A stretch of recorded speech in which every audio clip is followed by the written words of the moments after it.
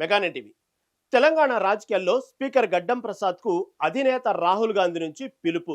ప్రస్తుతం కాంగ్రెస్ సర్కార్లో ఇదే hot topic. CM రేవంత్ను కాదని గడ్డంను ఎందుకు పిలిచారు రాహుల్? స్పీకర్ పదవి నుంచి తప్పుకొని అమాత్య పదవి చేపట్టాలని ఆశపడుతున్నారా? మంత్రివర్గంలో బెర్త్ ఆశిస్తున్న గడ్డం ప్రసాద్కు హస్తినా నుంచి పిలుపు రావడం వెనుక ఆంతర్యం ఏంటి? త్వరలో క్యాబినెట్ షఫ్లింగ్ ఉంటుందా? గడ్డం ప్రసాద్కు బెర్త్ పక్కానా? రాహుల్ గాంధీ ఎలాంటి ట్విస్ట్ ఇవ్వబోతున్నారు? తెలంగాణ అసెంబ్లీ స్పీకర్ ప్రసాద్ కుమార్ ను కాంగ్రెస్ అగ్రనేత రాహుల్ గాంధీ ఢిల్లీకి పిలవడం ఇప్పుడు స్టేట్ పాలిటిక్స్ లో హాట్ టాపిక్ గా మారింది. మొన్న వికారాబాద్ లో పర్యటించిన రాహుల్ గాంధీ స్థానిక ఎమ్మెల్యే అసెంబ్లీ స్పీకర్ గడ్డం ప్రసాద్ కుమార్ ను ఢిల్లీకి వచ్చి కలవమని చెప్పారట.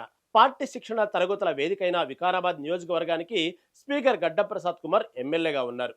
దీంతో ఆయన రాహుల్ గాంధీకి స్వాగతం పలకడంతో పాటు వీడుకోలు చెప్పేందుకు హెలిప్యాడ్ దగ్గరికి వెళ్లిన సందర్భంగా ప్రసాద్ కుమార్ తో మాట్లాడిన రాహుల్ ఢిల్లీకి వచ్చి కలవని ప్రత్యేకంగా చెప్పారని తెలుస్తోంది. స్పీకర్ ప్రసాద్ కుమార్ ను రాహుల్ గాంధీ ఎందుకు ఢిల్లీకి పిలిచారన్న దానిపై గాంధీ భవన్ వర్గాల్లో రకరకాలుగా చర్చ జరుగుతుంది. కాంగ్రెస్ పార్టీ అగ్రనేత, అందులోనూ లోక్సభలో ప్రతిపక్ష నేత అయిన రాహుల్ స్వయంగా ఢిల్లీ రమ్మని స్పెషల్ గా స్పీకర్ ప్రసాద్ ను పిలిచారంటే సంథింగ్ ఈజ్ దేర్ అన్న టాక్ వినిపిస్తుంది.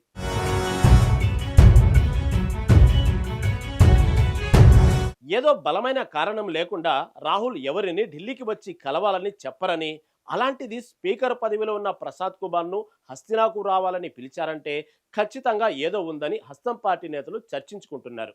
ఈ మధ్య స్పీకర్ గడ్డం ప్రసాద్ కుమార్ చాలా బిజీగా ఉంటున్నారు. పార్టీ ఫిరాయింపు కేసులను విచారిస్తున్నారాయన. సుప్రీంకోర్టు డైరెక్షన్తో జంపింగ్ ఎమ్మెల్యేల విచారణను స్పీడప్ చేసిన స్పీకర్ ఇప్పటికే 8 మంది ఎమ్మెల్యేలకు క్లీన్ చిట్ ఇచ్చారు.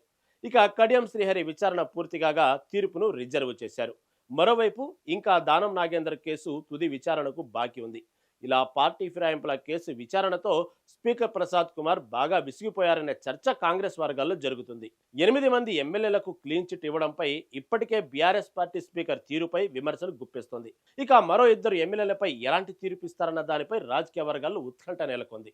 ఈ వ్యవహారం అంతా స్పీకర్ ప్రసాద్ కు హెడెక్ గా మారిందట. అసెంబ్లీ సమావేశాల నిర్వహణ కూడా ప్రసాద్ కుమార్ కు తలకు మించిన భారంగా మారిందన్న చర్చ జరుగుతుంది.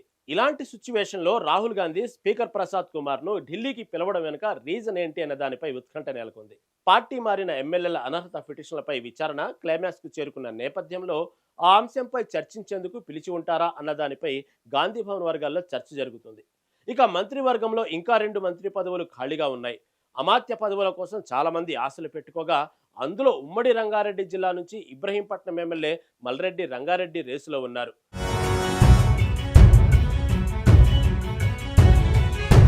స్పీకర్ గడ్డం ప్రసాద్ కుమార్ కూడా మంత్రి పదవి ఆశిస్తున్నారట. గతంలో మంత్రివర్గ విస్తరణ జరిగినప్పుడు ప్రసాద్ కుమార్ హైకమాండ్ కు లేఖ రాశారు. కానీ అప్పుడు కేబినెట్ లో ఆయనకు చోటు దక్కలేదు. అయితే మంత్రి పదవిపై ప్రసాద్ కుమార్ ఇంకా ఆశలు పెట్టుకున్నారట. ఇలాంటి ఈక్వేషన్స్ నేపథ్యంలో ఢిల్లీకి వచ్చి కలవమని రాహుల్ గాంధీ చెప్పడంతో గడ్డం ప్రసాద్లో మళ్లీ ఆశలు చిగురించాయని అంటున్నారు.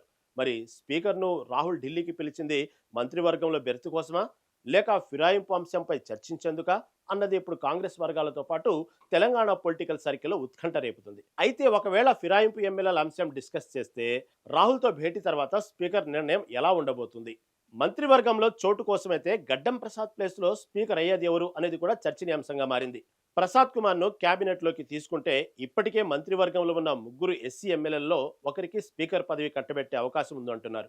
రాహుల్ తో స్పీకర్ భేటీ తర్వాత ఏం జరగబోతుందో చూడాలి.